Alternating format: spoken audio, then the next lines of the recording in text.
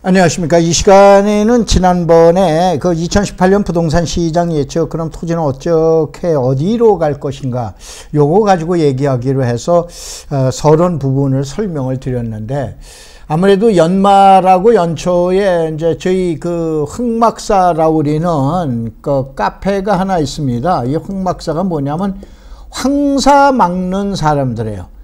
이 황박사가 아닙니다. 황사 막는 사람들 NGO 단체입니다. 검색어 치시면 나오시는데, 여기에 그 회원들하고 제자분들이 있으셔서, 연말하고 연초에 이 내용을 강의하기 위해서 지난번 한 거를 다시 다듬었습니다. 그 다듬어서 요거를 2부 내지 3부로 이제 제가 설명을 드리겠는데, 오늘은 일종의 그 프롤로그, 그 전개되는 방향. 그래서 지난번하고 약간 겹치는 게 있다 하더라도 시청자 여러분들 이왕 시청하셨기 때문에 이 내용을 이해하시기 위해서 다시 한번 리마인드 한다 생각을 하시고, 몇 가지 내용이 다른 게 있으니까 한번 유념하시고 한번 보시기 바랍니다. 우선은 자, 부동산 시장 신들만의 영역인가라고 해서 이제 지난번에 주택시장 관련 가지고 얘기했는데, 자, 금년도 2017년도 부동산 시장 예측하기 위해서는 작년도 2016년 11월 달에 이제 보통 양대 연구기관인 주산연하고 건산연에서 이제 연구 발표를 하죠. 그 다음에 요걸 가지고 이제 또 토대로 해서 이제 각 기업이나 은행의 그 이제 경제 전문 연구기관, 여기에 계신 분들이 얘기를 하시는데, 자, 1년 전에 2016년 11월 20일자 세계일보를 볼 것 같으면은 2017년 시장 비관적 전망이 쏟아졌는데, 이거 어떻게 생각하십니까? 그러면 6개월 전을 보자 이거요. 제가 어느 연구기관이라고는 이제 얘기를 안 하겠습니다만, 금년 6월 15일 날, 그러면 하반기 부동산 시장, 이제 주로 이제 주택 시장을 얘기하는 거죠. 어떻게 갈 것인가를 갖다 예측하고 있는데, 수도권에서는 보합세를 유지한다라고 그랬어요. 6개월 전에 본 거예요. 그건 더더욱이나 2개월 전 보자 이거예요. 파리 대책이 나왔었던 그 다음에 한국은행에서 이제 그 조사한 자료를 가지고 이제 발표를 했는데, 자, 2013년 이후에, 자, 이게 뭐냐면은 주택 소비자에 대한 주택 매수 심리 지수가 있어요. 100 이하인 경우에는 안 사겠다라고 하는 내용이 많은데, 이것이 약 16%가 포인트가 하락이 돼서, 자, 지금 얘기한 파리 대책에 대한 영향으로 그 이후에는 가장 시장이 안 좋다. 그러니까 큰 폭의 하락으로 시장이 안 좋다라고 얘기를 했어요. 이 얘기는 바로 뭐냐면은 이분들이 잘못했다는 얘기가 아니고 시장 예측이 이만큼 힘든 거예요. 뭐가? 주택 시장이에요. 그러면은 이제 한번 봐보세요. 토지 시장은 주택 시장보다도 10번, 100번 더 어렵습니다. 그 이유를 지금 이제 설명을 해 드릴게요. 자, 우선은 그래서 이제 봐보면은, 자, 우선은 이제 지난번에 잠깐 얘기해 드린 대로 요건 얘기했죠. 내년도 금리 인상이다, 공급 문제다, 규제다. 그런데 이건 결국은 주택 시장에 한정이 된 거죠. 주택 시장은 이렇게 이제 갈 거다라고 하는 내용으로 여러분들 많이 보셨을 거예요. 그 다음에 이제 한번 봐보면 착각하고 있는 거 다시 한번 설명을 드릴게요. 부동산 시장은 주택과 토지 시장으로 나눈다. 두 번째, 주택과 토지 시장은 서로 다르게 움직인다. 세 번째, 보통 주택 시장이 앞서가고 토지 시장은 뒤에 쫓아간다. 주택시장은 각 국가별 정책 산업으로 분류하고 있고, 주택시장은 경제 상황에 따라서 정부에서 인위적으로 조장하고 규제를 하고 한다라고 우리는 그런 내용이고, 토지시장은 각 국가별로 자기네 나라의 특색에 맞게끔 정책을 수립한다. 그 다음에 보통 부동산 시장과 정책은 주택시장을 말하는 거다. 주택시장은 불황 때, 토지시장은 호황 국면에서 활발하게 활동하는 것이 특색이다. 공업시장과 상업시장도 호황기에서 저한다. 그 다음에 잘 보세요. 주택시장의 놀이터는 도시예요. 딱 땅의 놀이터는 농촌이 아닙니다. 전국에서 놉니다. 알으셨어요? 그래서 지금 얘기한 땅의 분석이 힘들다라고 얘기하는 거예요.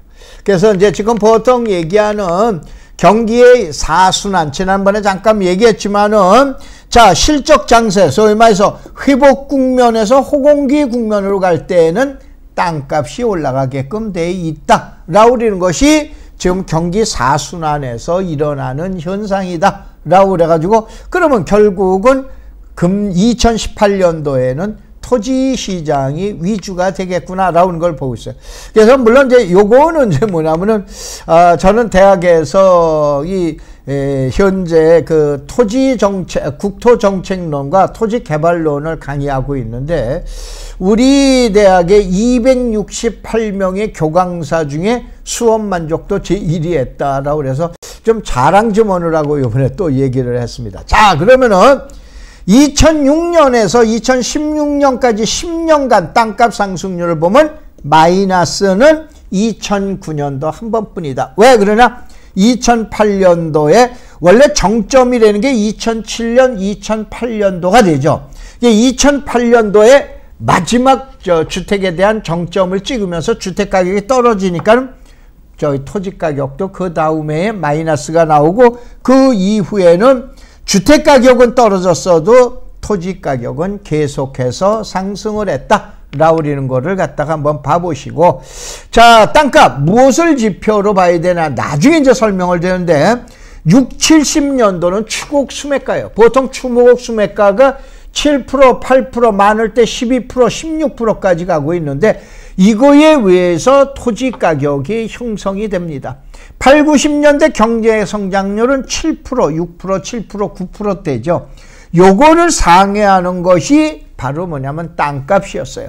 자, 2000년대 이후에는 어떻게 되냐면 물가 상승률을 기준으로 해서 3%대를 갖다 기준으로 해서 이거보다도 약 0.5배가 더 올라간다라고 생각을 하는 것이 가장 일반적인 시장에서 보는 기법입니다. 자, 그 다음에는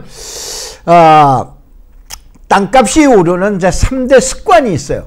이게 뭐 이론, 정책, 뭐 이런 용어를 쓸 수가 없기 때문에 습관이라는 용어를 썼어요. 첫째 습관. 집값이 오르고 나면은 땅값이 꽉 따라 오르더라. 알겠어요? 유념하세요. 두 번째 땅의 습관. 땅값은 아파트와 다르게 전국적으로 오르더라. 이런 얘기예요. 알겠어요? 요걸 갖다. 세 번째, 지역 땅값은 지역 개발 이슈로 오르더라. 그러면은 바로 이 내용 가지고 2018년 토지시장을 예측을 해드려야 됩니다. 자, 이런 내용 가지고 이제 예측을 해놔 드릴게요.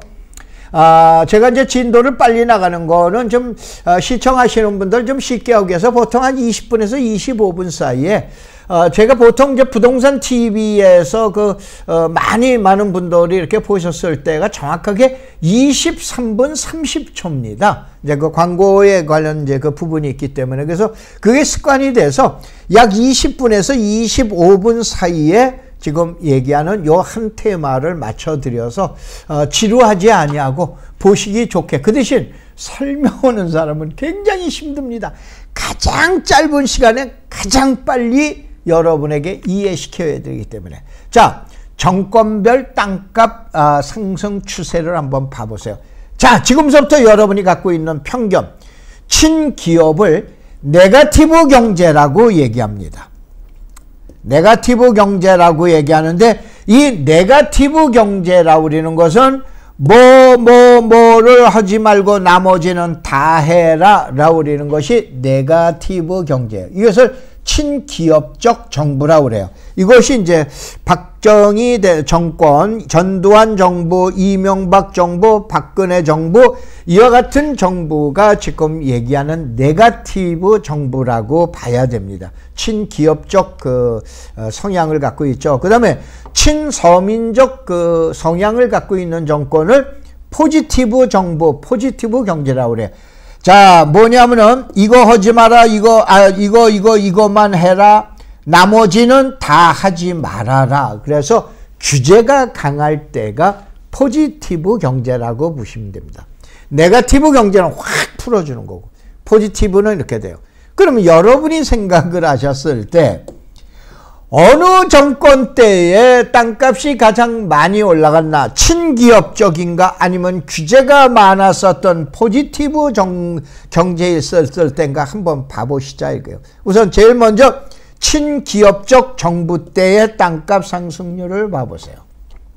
그 다음에 포지티브 경제일 때의 땅값 상승률, 소위에서 제일 대표적으로 김대중 정부, 노무현 정부, 문재인 정부까지 포함한 문재인 정부 때는 지금 아직 실적이 안 나왔습니다만 요 때의 땅값 상승률을 한번 봐보세요. 어느 정부 때 지금 저걸 했냐. 이건 왜 그러냐면은 반드시 문재인 정부 때 땅값이 반드시 올라간다는 얘기가 아니고 포지티브 경제 때, 네거티브 경제 때 집가 상승률이 우리나라 통계가 나온 게 있어서 이 통계를 한번 해야 돼요.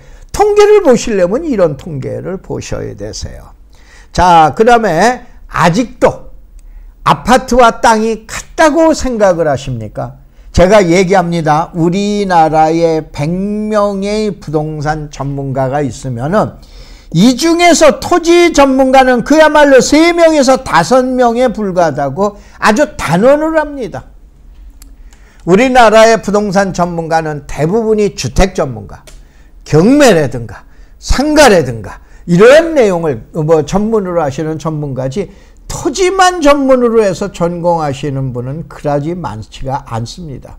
그래서 지금 얘기하는 저는 대학에서 국토정책론하고 토지개발론을 갖다 강의하고 그러는데 지금서부터 토지와 그 다음에 주택시장, 아파트 시장과는 얼만큼 다른가 한번 여러분이 보시기 바랍니다. 첫째, 아파트에 여러분 동창이 들어와 사는 것이 뭐에 좋아요? 싫어요? 싫어요. 여러분 동창이나 여러분 친척이 시누나 시동생이나 누구가 여러분 아파트에 들어와서 산다라고 그랬을 때 불편해서 못 삽니다. 땅은 내 동창 모두 데리고 들어가서 땅 사게 하는 것이 바로 땅입니다. 그렇죠? 내가 어디에 땅 사면 야 그쪽 땅 좋아, 야 괜찮아, 막 올라가, 그래서 막 끌어들입니다. 근데 내가 사는 아파트는 못 오게 해요. 이거 처음서부터 아파트와 토지와의 상관관계라고 보셔야 돼요. 그래서 이제 한번 보시자 이거. 아파트는 도시에서도 어디를 좋아해요? 부자 동네를 좋아해요. 도시에서도 부자 동네를 좋아해요. 그래서 축복을 내립니다. 지갑을 땅땅하게 해서 쏘면서 돈 좀 먹게 좀 해드립니다. 이게 아파트예요. 근데 땅이라 우리는 거는 전국의 방방곡곡을 돌아다니면서 인생을 바꿔줍니다. 축복을 받으실래요? 인생 바꾸실래요? 그래서 많은 사람들이 땅으로 가는데 땅이 그렇게 쉽습니까? 엄청 어렵습니다. 알으셨어요? 엄청 어려워요. 이것이 바로 토지시장이다. 이거를 전제로 하고 그 다음에 여러분들이 한번 보셔야 되세요. 그래서 한번 이제 시험 테스트 전국에서 팔자가 가장 많이 바뀐 것 그러면은 한번 봐보자 이거예요. 10년간 상위 순서예요. 이건 이제 광역권으로 보면 가장 많이 1등 바뀐 데가 울산. 여기다가 포함하면 거제도 마찬가지인데 광역권으로는 거예요. 두 번째가 인천입니다. 세 번째가 강원입니다. 여기다가 사실은 네 번째 제주를 놓아야 되는데 제주는 정확하게 2015년서부터 일어나게 된 겁니다. 2015년까지는 전국에서 땅값 제일 꼴찌가 제주예요. 근데 2015년서부터는 전국에서 랭킹 1위가 제주로 갑니다. 땅은 이렇게 완전히 전국을 돌아다닙니다. 우선 제일 먼저 인천을 이해를 안 하시는데 인천의 경우에는 10년 전에는 의정부의 주택지 가격보다도 얕은 게 인천입니다. 근데 지금은 의정부 땅가격의 거의 1.5배, 2배 되는 것이 인천입니다. 이와 같이 지역 자체도 엄청나게 바뀌어요. 여기다 아까 얘기하는 울산광역권이라고 그랬기 때문에 그런 건데, 여기에다가 이제 지금 얘기한 뭐 거제라든가 뭐 함안이라든가 일부의 시군까지도 넣을 수 있는데, 이렇게 또 이것도 분석을 하셔야 돼요. 그 다음에 10년간 하위 순서의 꼴찌가 어디냐? 제주예요. 꼴등입니다. 그 다음에 2등이 서울, 3등이 부산이에요. 근데 최근에 지난 2017년 금년도 상반기 1월서부터 6월까지 1등이 어디야? 부산이에요. 참 어떻게 말하면 바람 불듯이 변덕이 심한 게 토지시장이라고 보셔야 돼요. 여러분 아파트 그러면 강남에 어디요? 요즘은 2포라고 그래. 개포, 반포, 압구정, 대치동, 그 다음에 뭐 이렇게 해가지고 나가지 않습니까? 이렇게 나오는데 토지는 그게 아니다 이거예요. 10년 동안 전국에 꼴찌여다가 전국에서 1등으로 내달려요. 그럼 계속 1등이 아니에요. 또 꼴찌로 떨어진다니까. 이와 같이 변화무쌍한 게 토지라고 보셔야 돼요. 그러니까 최근 10년간 상위 1등은 1등이 함안입니다. 여러분 경상남도 함안이라고 우리는 거는 자 김해와 그 다음에 진주 사이에 끼어 있는 거죠. 여기에 엄청나게 10년간 땅가 엄청나게 올랐습니다. 이거는 이쪽에 계신 분 2등이 사실은 하남이에요. 어디냐? 경기도 하남. 경기도 하남은 대한민국에서 그린벨트가 가장 많은 지역입니다. 옛날에 제가 정확하게 기억이 93%인가 얼마로 하는데 간단하게 하면은 10평 중에서 9평은 그린벨트예요. 그리 든 것이 지금 얘기하는 하남에. 그 다음에 3등이 이제 거제로 간다고 보셔야 돼요. 최근 2년간 상위 순서를 보면 1등이 하남이에요. 2등이 세종이에요. 그 다음에 최근에 이제 평택이 올라붙고 있죠. 그러면 자, 요즘 또 평택. 저는 이거 부동산 TV에서 뭐 10년 전서부터 강의했습니다. 그러면 지금도 평택이 아닌 거예요. 제가 요번에 제가 우리 황막사라고 그런 데에서 그 얘기했습니다. 자, 지제라는 데를 이제 그만 봐라 이거예요. 지제. 그냥 너도 나도 지제. 아니 그럼 평생 지제 갈 거예요? 여기가 평생 강남이에요? 아니다 이런 얘기예요. 알으셨어요? 그러면은 지금은 다른 데를 또 봐야 되는 거 아니냐. 이제 계속 방송 봐보세요. 다 가르쳐 드립니다. 아니면 그 카페 같은 데 들어가 보세요. 다 얘기합니다. 그냥 가르쳐 드릴게요. 이젠 지니 보라고 그랬어요. 지니가 어디냐? 오산 바로 밑에. 오산에 가면 중앙역 있죠? 바로 아래가 지니역이에요. 알으셨어요? 그 다음에 이제 송탄역이에요. 그러니까요, 지니역을 봐라. 여기도 200만 평입니다. 이제 산업단지가. 우리가 고덕이 삼성이다라고 그러면 지니는 LG예요. LG. 알으셨어요? 그래서 이 보는 기법이 다릅니다. 그래서 이제 이렇게 이제 보라라고 그래 놓고 그 다음에 이제 봐보면 이거예요. 2010년도 지난번에 잠깐 했죠. 하남, 강화, 서구 2010년도 상반기 6월서부터는 신안, 시흥, 당진 그 다음에 2021년 1월에는 거제, 하남, 함안 그 다음에 2010년 하남, 시흥, 성산 이렇게 나가고 그 다음에 이제 봐보면은 자, 뭐 이거 다 적어놓을 수 없으니 그냥 넘어가죠. 2012년도 6월, 2013년도 1월 축복받은 지역들이 다 다릅니다.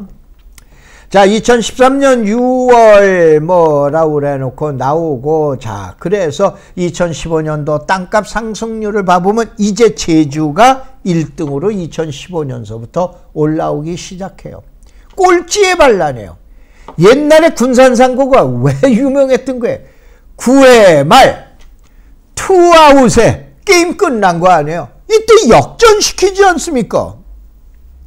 자, 시청자 여러분들 처음부터 여러분 잘 나가시는 분이 계신가 하면 대다수가 한 방에 인생 역전을 하시려고 그러죠. 이게 아파트에서 가능해요? 아닙니다. 땅에서 가능합니다. 근데 아무 땅이나 아닌 거예요. 땅은 거의 절대로 아무에게나 축복을 안 내려줍니다. 아파트는 사시기만 하면 축복을 내려주지만 땅은 안 그렇습니다. 그래서 땅이 어렵다라고 얘기를 하는 거예요. 자, 그래서 이제 한번 봐보면은, 이거 한번 봐보세요. 10년간 평균 공시지가 현황이에요. 어떻게 되냐면, 2006년서부터 2015년까지 꼴찌예요. 3.9%야 3.9% 1년에 올라가는 거. 개미 눈곱만큼 올라간 거예요. 그래서 옛날에 제주도 땅 못 팔아서 난리 아닙니까? 그리고 난 다음에 이젠 제주도 땅 못 사서 난리 아닙니까? 이게 땅이에요. 아셨어요? 이게 땅이에요. 그래서 이제 땅으로 이제 팔자 고치려고 많은 분들이 도전을 하시죠. 2009년도에 봐보면 이거 또 해가지고 상승률 1위에서 봐보면은 부산, 평택, 부산 이렇게 해서 부산이 그럼 하반기에 가면은 또 이렇게 될 거나? 아니에요. 또 바뀝니다. 또 바뀌어요. 이렇게 예측하기 어려운 게 저기 시장입니다. 지난 5년간 그러면 어떤 내용 가지고 말하느냐? 규제가 완화돼서 하남, 부산, 강서, 시흥. 그 다음에 지역 개발 1위 제주, 세종, 함안, 원주, 아산, 평창. 그 다음에 인구 유입 남양주, 용인, 김포, 화성, 광주. 그 다음에 교통 개선 속초, 당진, 광주. 그 다음에 지역 발전 안동, 원주, 새만금이에요. 이러한 내용 가지고 그동안에 올랐어요. 그러면 이 내용 가지고 또 2018년 택도 없는 얘기예요. 그래서 자 한번 보자 이런 얘기예요. 자 2018년도 지금 다음 주 시간서부터는 어떻게 하냐? 땅값 변화 예측을 국토제도와 규정 완화, 그 다음에 해제, 정책에 의해서 땅값이 올라갈 지역을 분석을 해줘야 돼요. 그 다음에 지역개발과 인구가치에 의해서 땅값이 올라갈 또 지역을 분석을 해드려야 돼요. 그 다음에 세 번째는 GTX나 철도에 의해서 땅값이 올라갈 지역을 또 예측을 해드려야 돼요.